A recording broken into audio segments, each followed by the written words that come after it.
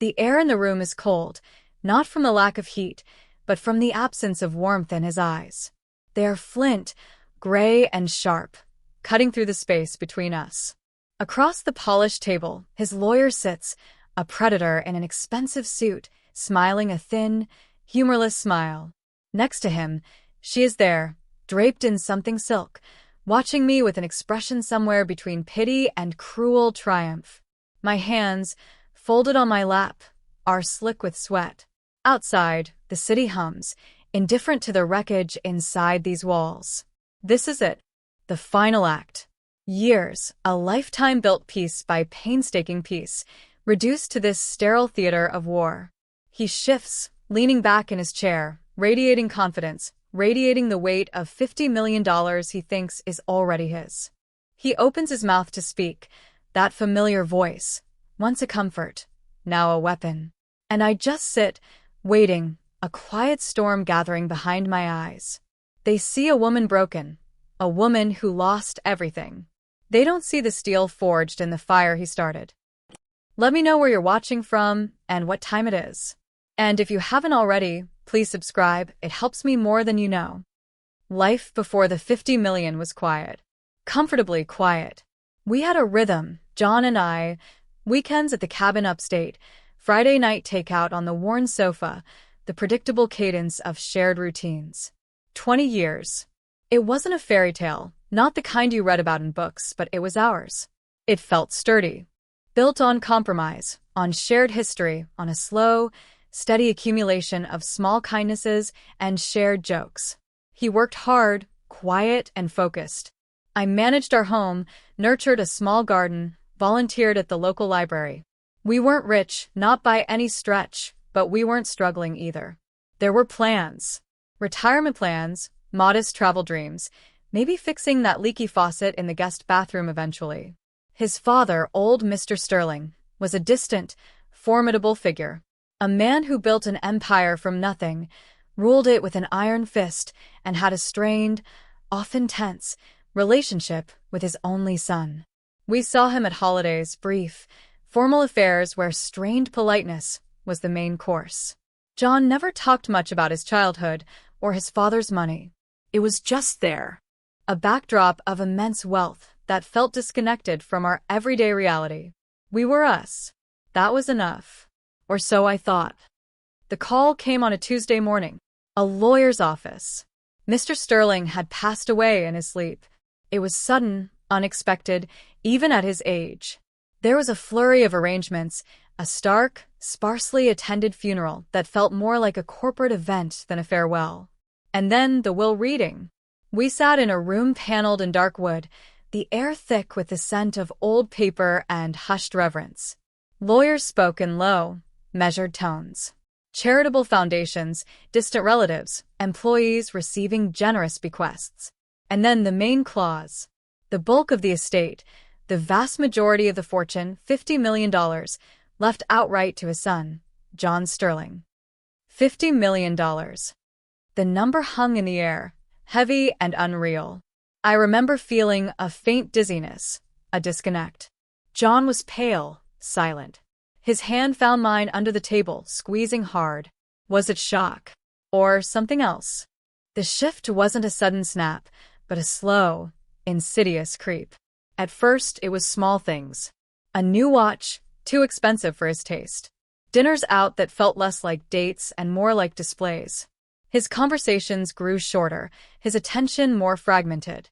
He started spending hours on the phone, hushed calls taken in the other room. The cabin weekend stopped. The worn sofa gathered dust. He was still in the house, but he felt miles away. He bought a new car. Not just any car, but a sleek, black machine that screamed new money. He started staying late at work or claiming he was meeting with advisors. The excuses piled up, thin and transparent. I tried to talk to him, to ask what was happening, why he felt so distant. He'd brush it off, tell me I was being paranoid, that he was just adjusting, that this much money was a lot to handle.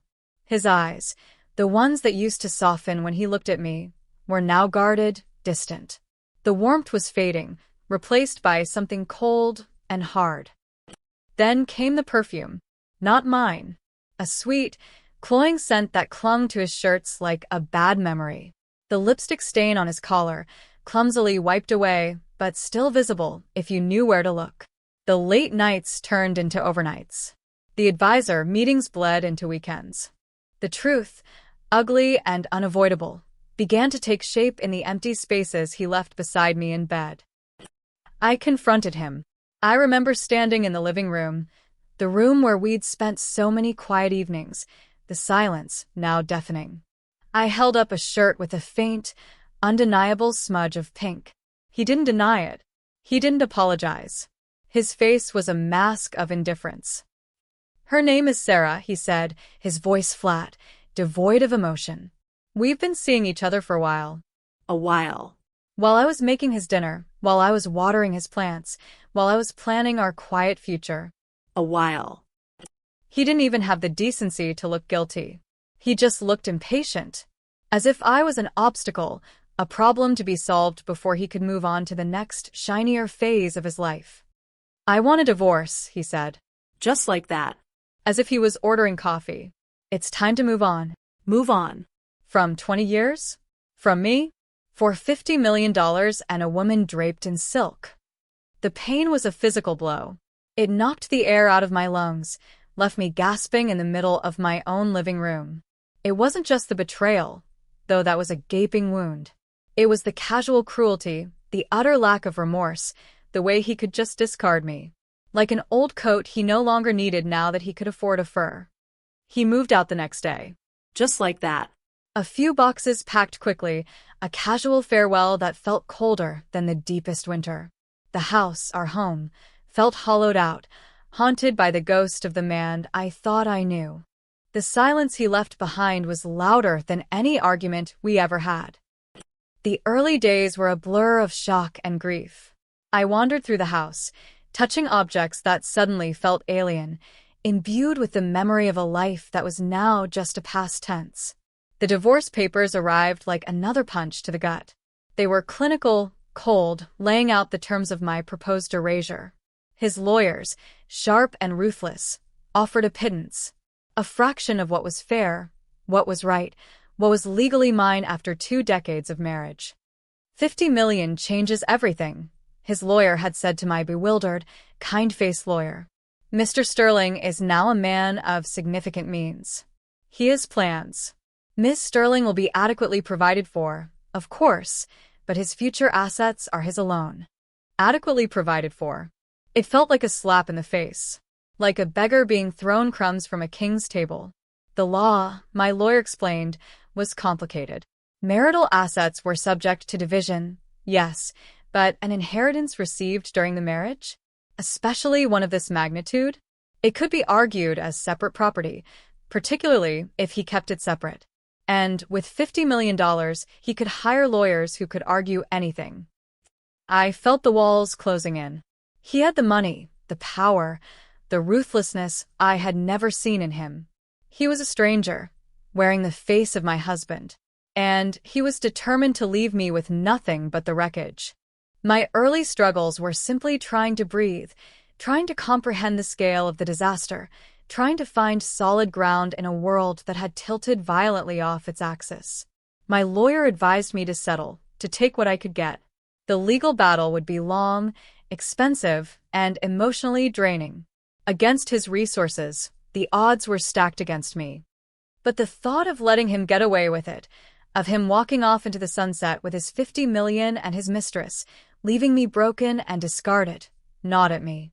It wasn't just about the money anymore. It was about justice, about standing up for myself, about not letting him erase my existence so easily. The challenges escalated quickly. His lawyers filed motions, delayed proceedings, buried us in paperwork. They were relentless. Every interaction, every letter, every phone call felt like an attack. He used the money to make my life difficult, to drag things out, hoping to wear me down. He froze our joint accounts, leaving me scrambling to cover basic expenses. He threatened to contest everything, to expose embarrassing details, real or imagined, in court. It was psychological warfare, funded by his newfound fortune. Sarah, the mistress, started appearing at public events with him. Their pictures in the society pages felt like deliberate taunts. They looked happy, carefree, spending his inheritance while I was struggling to pay the mounting legal bills. The injustice of it burned hotter than the pain of betrayal. I felt like a small boat in a hurricane. Every wave threatened to capsize me. Doubt crept in. Maybe my lawyer was right. Maybe I should just cut my losses, take the crumbs, and try to rebuild. But the cold, hard look in John's eyes every time I saw him, the smug confidence, the absolute conviction that he had won, fueled a different kind of fire within me. It wasn't the fire of rage anymore. It was a cold, steady flame of determination. The crisis deepened. The legal bills mounted faster than I could pay them. I had to dip into my small savings, the money we had put aside for our retirement. It felt like he was stealing my future twice. My lawyer, though kind, was visibly weary. The fight was draining his resources too. There were days I couldn't get out of bed, crushed by the weight of despair. Everything I thought was true about my life, about my marriage, about the man I loved, had been a lie. I was adrift, with no compass, no map, just the vast, cold ocean of his betrayal. One rainy afternoon, sitting in my lawyer's office, listening to the latest discouraging update, I hit rock bottom. My lawyer was talking about offers, about mediation, about the need to be realistic. Realistic. Realistic meant accepting that 20 years of my life was worth less than his new car. Something snapped. It wasn't anger. It was a chilling clarity. The fear drained away, replaced by a cold, hard resolve. I looked at my lawyer, really looked at him. He was a good man, but he was fighting a conventional battle against an unconventional enemy. John wasn't playing by the old rules. He had unlimited resources and no conscience. "There has to be something else," I said, my voice surprisingly steady. Something about the inheritance. Something he missed. Something his father did. My lawyer looked skeptical. "We've been through everything. The will is straightforward. 50 million, outright." "But Mr. Sterling Sr.," I pressed. He was a complex man. He didn't do anything simply. And his relationship with John wasn't good. Would he really just hand over that much money with no strings attached? Knowing John. The question hung in the air. Mr. Sterling Sr. was known for his control, his meticulous planning, his deep distrust of his son's judgment. Could he have just given him 50 million without any safeguards? It didn't fit the man I barely knew, but whose reputation preceded him. My lawyer was hesitant. Wills are usually straightforward. Unless there's a hidden clause, a codicil. But we've seen all the probate documents. What about things outside the will? I asked, a flicker of something igniting in my mind. Trusts? Foundations? Something not immediately obvious. He considered this. It's possible in theory. Large estates often have complex structures. But finding something like that, without any hint, it would be like looking for a single grain of sand on a beach. But the seed was planted. The cold resolve solidified into a burning determination. This wasn't about fighting for half of what he had. This was about uncovering a deeper truth. This was about understanding the man who had been my father-in-law and what he might have foreseen. This was my turning point. From passive victim to active investigator. The odds were still astronomical, the resources still stacked against me. But I wasn't fighting just for money anymore. I was fighting for a different kind of justice. A justice rooted in the past, in the complex, fractured relationship between a powerful father and his flawed son. The investigation began quietly. It wasn't legal discovery, not yet. It was research. digging. I started with what I knew about Mr. Sterling Sr., his business history, his personal life, his known associates. My lawyer assigned a junior associate, a bright young woman named Maria, to help. She was less jaded, more open to the possibility of finding something unusual. We started sifting through old newspaper articles, business journals, anything we could find about Sterling Enterprises and its founder. We looked for mentions of trusts, foundations, holding companies. It was painstaking work. Hours spent in dusty library archives, scrolling through microfiche, staring at endless columns of financial data. Meanwhile, the divorce proceeded at a snail's pace, each delay a small victory for John and his team, each legal fee a drain on my dwindling resources. He was confident, arrogant. He saw my persistence as desperation, not strategy. Sarah was a constant presence, a living embodiment of his new life, a life built on my discarded past. We hit dead ends. So many dead ends.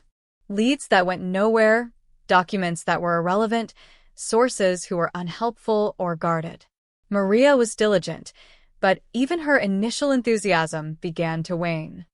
"It's like he vanished into thin air after the will reading," she said one evening, rubbing her tired eyes. "Everything points to the 50 million being an outright inheritance. There's no mention of a trust, no conditions attached in the will itself. But something kept nagging at me. A feeling, a gut instinct. Mr. Sterling Sr. was too controlling, too cynical about human nature, especially his sons. He wouldn't just hand over that much power without a safeguard." I started thinking differently. Not like a lawyer, but like a person. What would a man like Mr. Sterling Sr. truly value? Control. Legacy. Protection from folly. And who would he trust? Not his son, clearly, not entirely. I remembered snippets of conversation over the years. John complaining about his father's meddling. Whispers from family friends about Mr. Sterling Sr.'s private affairs, his penchant for secrecy. A vague mention once, long ago, of a family arrangement outside of the main business. I asked Maria to shift our focus. Not on public records of Sterling Enterprises, but on Mr. Sterling Sr.'s personal assets and relationships. His personal lawyer, the one who handled the will. His private bank accounts. Any personal foundations or charities he was deeply involved in. This led us down a different path. We found records of a small, obscure private foundation established years ago, ostensibly for charitable purposes, but with a very broad mandate. Its name was innocuous. It barely registered on public databases. Maria started digging into the foundation's filings. They were sparse, opaque. But they listed a different law firm, a small, old money firm known for handling complex private trusts for wealthy families, not public corporate matters. A new lead. A thread, thin but potentially strong. We contacted the firm. They were polite, professional, and gave us nothing. Client confidentiality. Standard procedure. But we now had a name. A firm that dealt with Mr. Sterling Sr.'s private affairs, distinct from his corporate lawyers. It confirmed my suspicion that there were layers beyond the simple will. The next phase was even harder. How do you penetrate client confidentiality? How do you prove the existence of something you only suspect exists? We needed a leverage point. Something to compel the firm to disclose information. I started thinking about the why. Why would Mr. Sterling Sr. hide this? Why would he leave the 50 million in the will, seemingly outright, yet potentially control it elsewhere? It had to be connected to John, to his character, to his father's distrust. I started revisiting my memories of John during our marriage, filtering them through the lens of his father's potential concerns. John's impulsiveness, his occasional recklessness with money before the inheritance on a smaller scale, his tendency to be influenced by others, and his relationships, especially his relationships. Mr. Sterling Sr. was old-fashioned, discreet. He valued stability, reputation. What if the hidden arrangement was tied to John's marriage? What if his father, knowing his son's potential for folly, had attached conditions? Conditions that related to his conduct, his marital status. It was a long shot, a desperate hope, but it felt right. It fit the puzzle pieces of Mr. Sterling Sr.'s character and his difficult relationship with John. We began investigating the timeline. The date the obscure foundation was established. The dates of any amendments to its charter. The date John married me. The date the will was last updated. Was there a correlation? Maria found something. A significant amendment to the foundation's charter, dated shortly after John and I got married. The details were vague in the public filings, but it was clear the foundation's purpose had been expanded and new trustees appointed. This felt like we were getting warmer.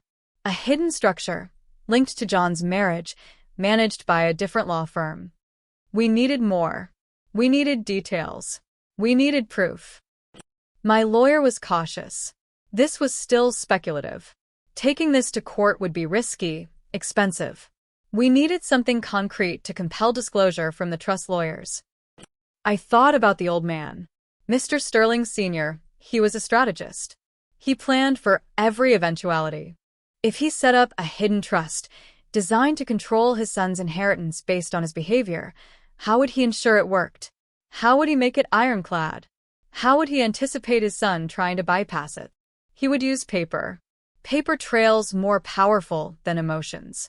He would use contracts, clauses, legal structures that could withstand challenge. And he would likely keep it quiet. From John, certainly. Maybe even from me. He wouldn't want John to know the leash was there until he tried to pull away too hard.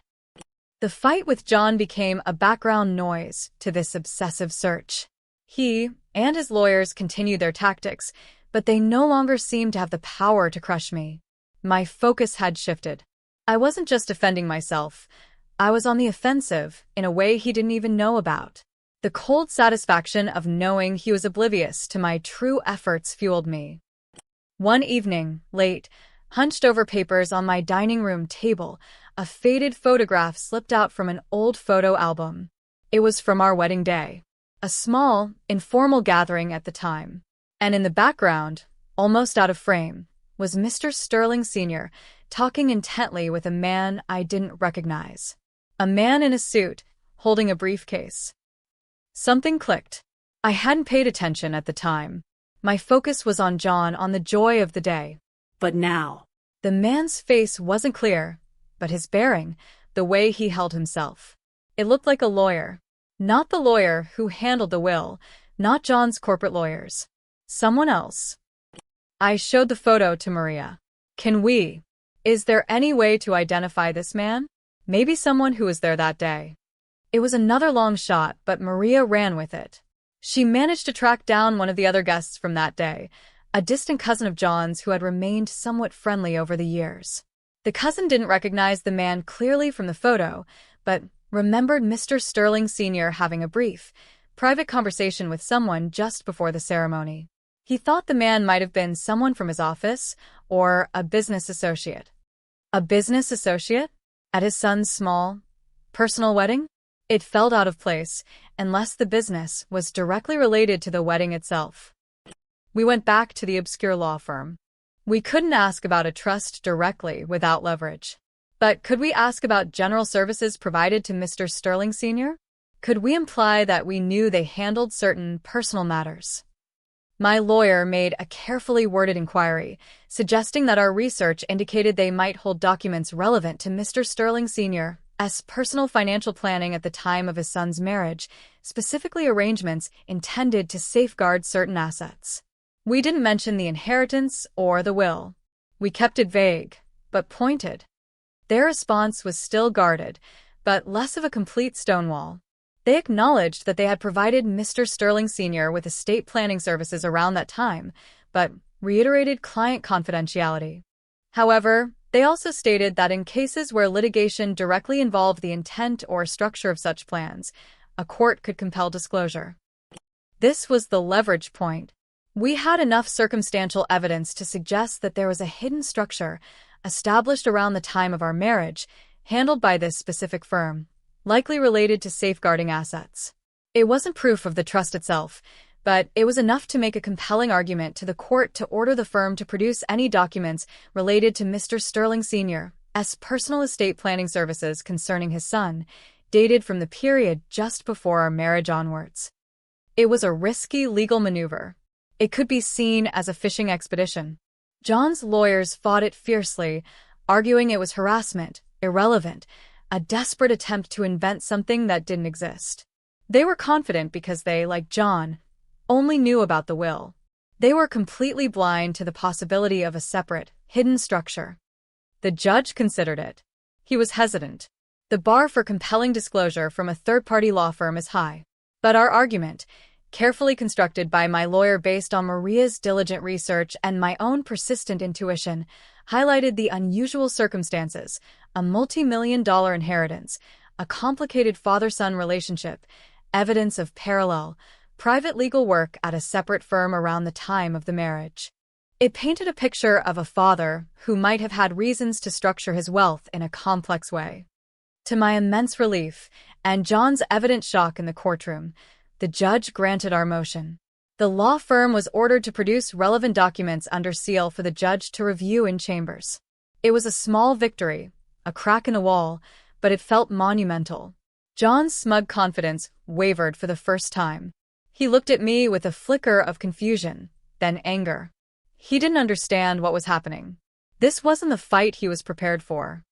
The weeks that followed were agonizing. The law firm compiled the documents. They were submitted to the judge. We waited. Silence.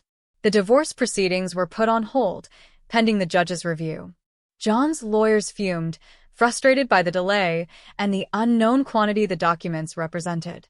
John became more volatile, snapping at his lawyers, calling me with angry, incoherent demands to drop my ridiculous fishing expedition. I didn't respond. I just waited. This was it. The culmination of months of fear, pain, and relentless digging. Was there really something there? Had Mr. Sterling Sr. truly foreseen this? Had he created a mechanism to protect his legacy and perhaps, inadvertently, to protect me from his son's worst impulses?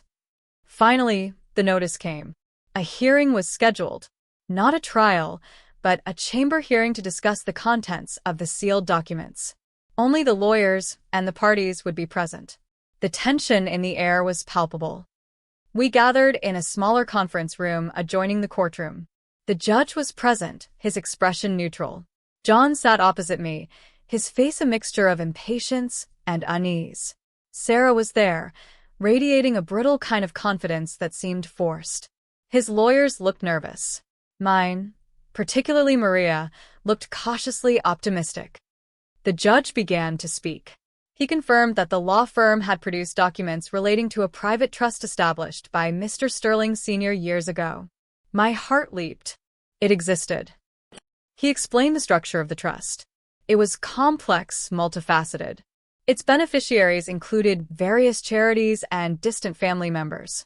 But there was a significant portion, a substantial fund, held for the benefit of his son, John.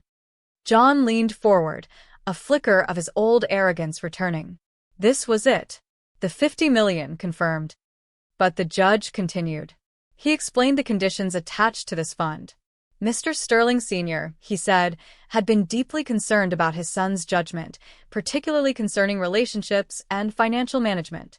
He had established the trust, funded over many years with assets distinct from his main corporate holdings, specifically to provide for John under certain circumstances. The key clause, the judge explained, was a marital clause. The trust stipulated that the funds allocated for John's benefit would be held in trust for his lifetime, with income distributed to him only as long as he remained married to his current wife, naming me specifically. The principal would be held for his eventual children.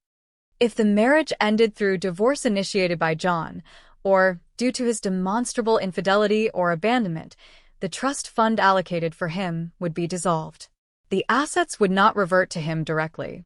Instead, the bulk would be redirected to the charitable foundations named in the trust, and a smaller but still significant portion would be allocated to his estranged wife, meaning me, for her support and as a reflection of her contribution to the stability his father had valued. The judge's words hung in the air like ice shards. John's face, moments before confident, went slack. His jaw dropped. Sarah's eyes widened in disbelief. The $50 million John thought he had inherited outright? That was the corporate money, handled by the corporate lawyers, seemingly left to him in the will.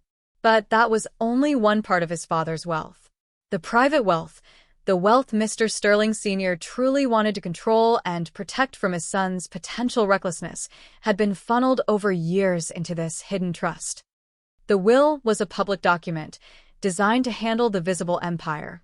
The trust was a private mechanism, designed to control the son. The money in the will was subject to standard inheritance laws, yes. But the father, anticipating his son might leave his wife, had made the real provision, the substantial, protected fund, conditional on the marriage lasting. He hadn't left the $50 million in the trust. He had left a different, substantial fortune there, making that conditional, while leaving the more public inheritance in the will as a potential smokescreen or a test. Or perhaps, simply because the trust was already structured this way long before the final will. The will gave him some assets, the public $50 million, minus taxes, of course, always taxes, but the real financial security, the insulated wealth his father controlled, was tied to me. John hadn't inherited $50 million free and clear. He had inherited the public face of his father's fortune, a substantial amount, yes, but the real family wealth, the protected core, was contingent on staying married to me. And by leaving me for Sarah, by initiating the divorce based on his infidelity, he had triggered the dissolution clause of the trust. The assets in the trust fund allocated for him would now bypass him entirely. They would flow to charities and to me, not half of $50 million, not a settlement, but a significant portion of a separate, hidden fortune he didn't even know existed. The judge continued, detailing the specific amounts and beneficiaries as outlined in the trust document. The number allocated to the charities was staggering. The number allocated to me was more than I could have ever dreamed of. It was far, far more than half of the will inheritance. It was Mr. Sterling Sr.'s quiet, devastating contingency plan, activated by his son's predictable behavior. John stared, his eyes glazed over. He had been so focused on the $50 million in the will, on getting rid of me to enjoy it with Sarah. He had never considered that his father might have built a fail-safe, a trapdoor he would fall through if he ever abandoned his wife. He had been blindsided, not by karma later, but by a meticulously planned legal structure created by his own father, a structure I had inadvertently uncovered. He thought he was walking away with everything, leaving me with nothing. In reality, his actions had cost him the majority of his father's true, protected wealth. A choked sound came from him. Not words, just a guttural gasp. His face, moments ago flushed with anger and arrogance, turned ashen. He clutched his chest. Sarah reached for him, but he shrugged her off, his eyes fixed on the judge, on the lawyer who had revealed the truth on me. His body began to tremble. He tried to stand, stumbling. His lawyer leaped up, concerned. But it was too late. The air seemed to vanish from the room again, this time from John's lungs. His eyes rolled back. He collapsed, hitting the floor with a sickening thud. The sound echoed in the stunned silence that followed the judge's final words. The courtroom erupted into controlled chaos. Medics were called. Sarah was crying, kneeling beside him, her silk dress pooling around her. His lawyers were frantic. My lawyer and Maria stood still, watching. I didn't move. I felt a strange calm descend over me. There was no wild triumph, no dancing on his metaphorical grave. Just emptiness. And a cold, deep satisfaction. He had destroyed our life for money and another woman. And in the end, his own father's foresight and my refusal to give up had ensured he lost the very thing he craved most. He was taken away on a stretcher, unconscious. The hearing was postponed indefinitely. Sarah followed the medics, her brief moment of glory extinguished. The aftermath was quiet, surreal.